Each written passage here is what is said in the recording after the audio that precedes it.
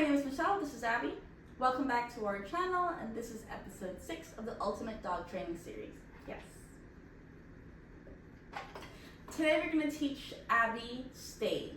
So Abby doesn't really know a formal stay because a lot of her behaviors have a built-in stay. So what that means is when I ask her to sit, she's not allowed to move until I release her. Okay. Once I give her her release cue, she can get up from the sit.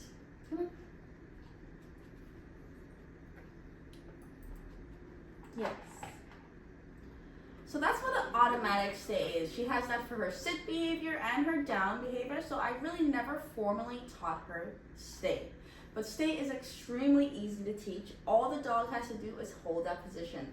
But once you increase duration of the time that's passed, the distance away from you and the dog, and distractions, it can be pretty challenging for them to hold their position. So I'm going to teach you how to teach it. I like to teach her to stay in a sit, and then we can teach it in down. And the most challenging would be teaching it in a stand. Once she knows all of them, we're going to take them outside and see if she can do these behaviors outside with distractions. Sit. Yes. Stay. Yes.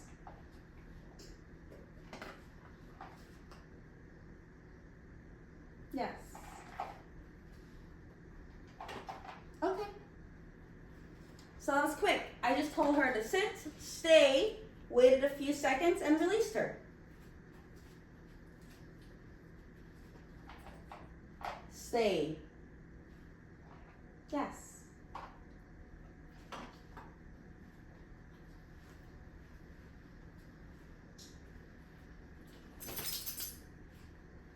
Yes.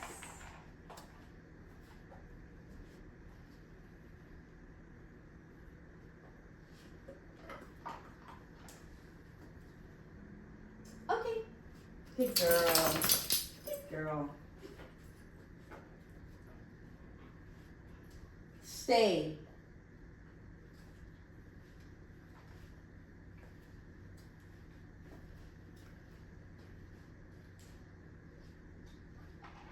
Yes.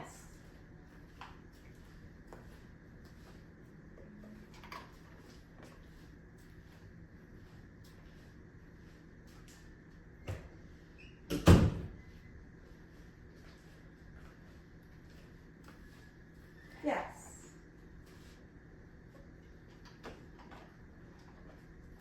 Okay.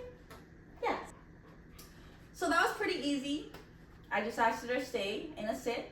It's hard to move when you're in a sit unless you get up. So very easy, very simple. For demonstration purpose, I'm going to show you how I do that stand. So let's see.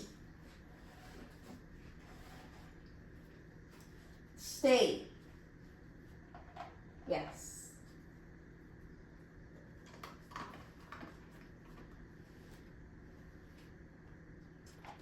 Yes.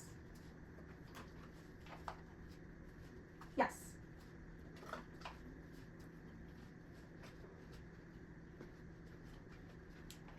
Yes. Okay. Good girl. Watch me struggle to get her to hold the stay position in the stand. She offers a lot of behavior. She tries to sit in the sit to stay. And I have to really be patient with her until she realizes what I'm asking for. Patience is very important, and timing is very important. Once she's able to hold a stand for a few seconds, I mark that, and then she's able to successfully hold the stay in the stand. Stay. Oops. All right. Yes. Stay. Yes. Yes. Yes. Yes. Okay. Good girl. Good. So doing a stay from a stand is much more difficult. The criteria is she has to keep all her paws in the same spot. If she took one step, that would be the end of the behavior and she would have not succeeded. So it's really important to go slowly. Start with a few seconds, make sure the dog is comfortable and understanding what you're asking. And then slowly increase the time, the duration of the behavior, time, the distance, you walking around, maybe going out of sight, and then distractions, add a ball. See if they can hold the stay while all of these things are going on, because inside the house there's very few distractions. Dogs usually listen in their home. What happens when you take them outside? Okay.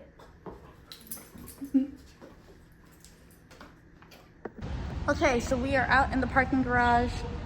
There are people walking by, sometimes there are dogs walking by, so this is a good location for her to practice her stay. So I will show you guys how we practice it out here and what happens if she fails. So the intent is to make it challenging enough that she has the opportunity to fail. Once she fails a couple times, she's more able to learn. So let's set up and see if we can get this done.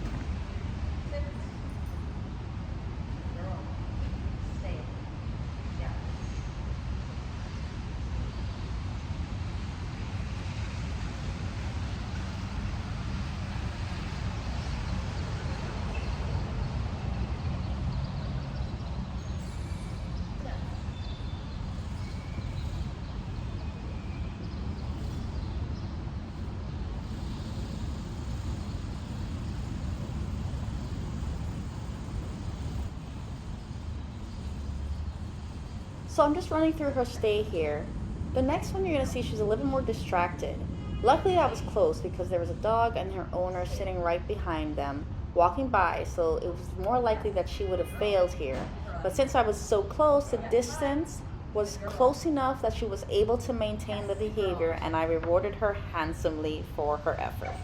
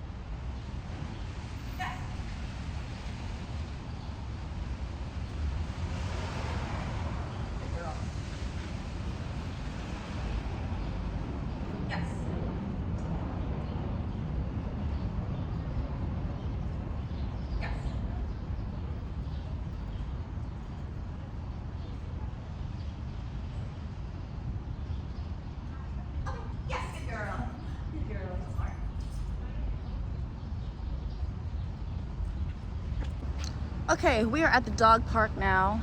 I'm hoping that a dog will come in so that we can practice her stay here and these type of distractions, but it's still a pretty distracting area. There are lots of people walking around. She wants to sniff everything, cars driving by, dogs. So we will see if she can be successful here. Ideally, we set her up for success, but every now and then it's good for a dog to fail at a behavior so they understand that, hey, okay, this is what you want and that's what you don't want. So she hasn't failed yet. We're gonna see if we can change that.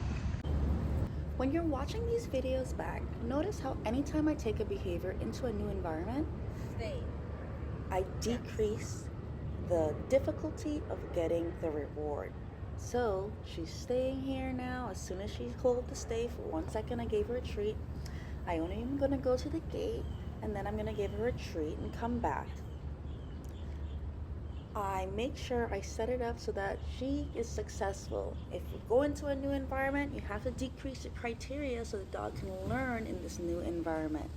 Additionally, the timing of when I reward her is after I get back to her. So I usually don't call her to me. I mark it when I'm furthest away, saying that yes, this is what I wanted. When I was far away, you held that position, or when a distracting goes by, and then I walk all the way back to her to give her her reward. If she was to break the stay while I was away, what I would do was I would negatively mark that behavior with a oops, oh no, or something that your dog recognizes that, oh, they made the wrong choice. Then I would get the dog, put her right back where she was, have her repeat the sit or whatever position she was standing in for that behavior, allow her to be successful for a few seconds, then release her. Once she does that, she gets the idea that, oh, okay, stay means stay, and if I break it, I don't have an option. I'm gonna have to get put back into the stay, so I might as well hold it and get rewarded.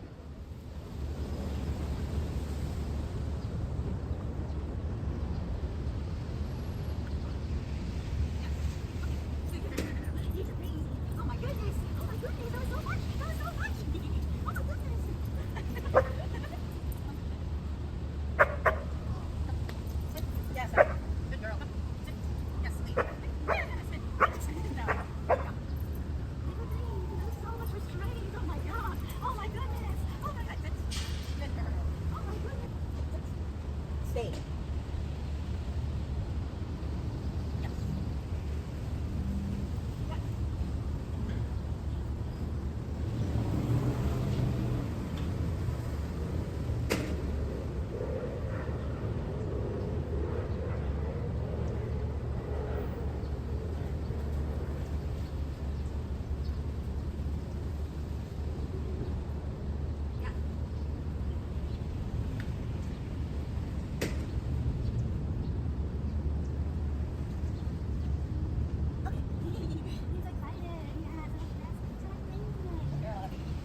All right, so as you can see, she broke one time and she didn't really break. She kind of just went to lie down, but you know, that's not what I asked her to do. I asked her to sit. So I stopped it, I put her back in the position, I asked her to stay, and then we continued. She did really well. We did not get any dogs to come in, so that was the major distraction that I was hoping for, but we didn't get. So now we're gonna show you where we use this in the real world. There's a little shop in this area that doesn't allow dogs. So I'm gonna have her sit, I'm gonna go inside, I'm gonna go get the stuff, and then I'm gonna come out and get her. So we'll see you in a second.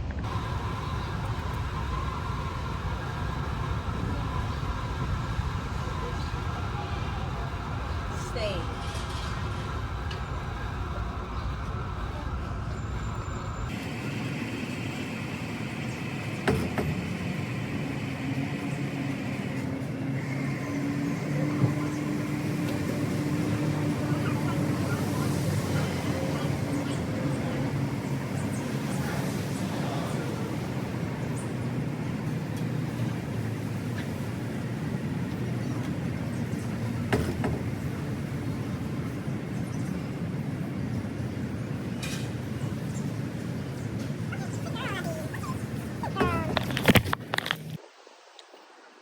So we have the ducks behind me.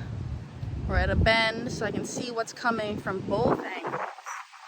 And we have her in the stake.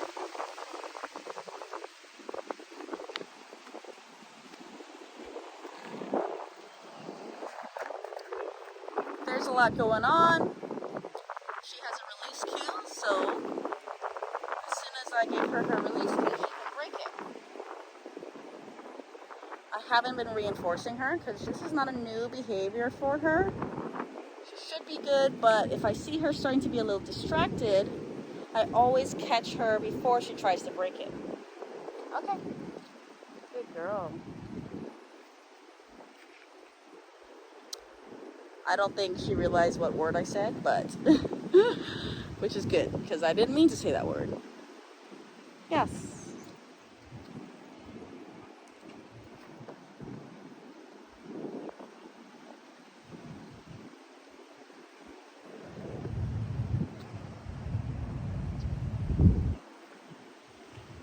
All right, she's not taking treats right now, which tells me she's overstimulated, but she's still maintaining the state.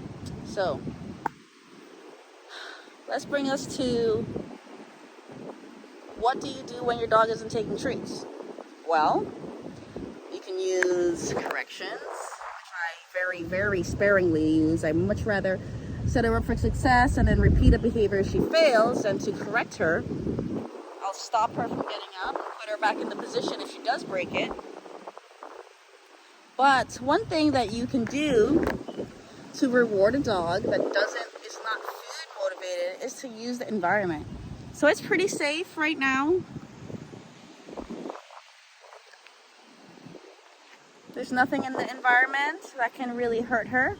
She's been holding the stay for 2 minutes. She's been very good. So now I'm going to take her off her harsh leash. She does have her e-collar on for, her emergency recall. And then I'm going to give her the opportunity to explore her environment.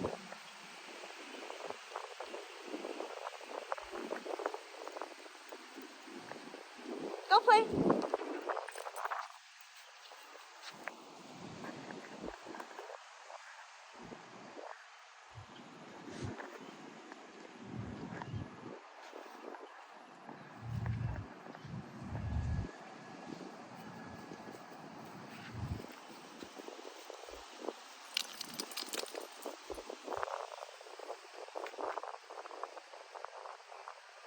So exciting. Come on.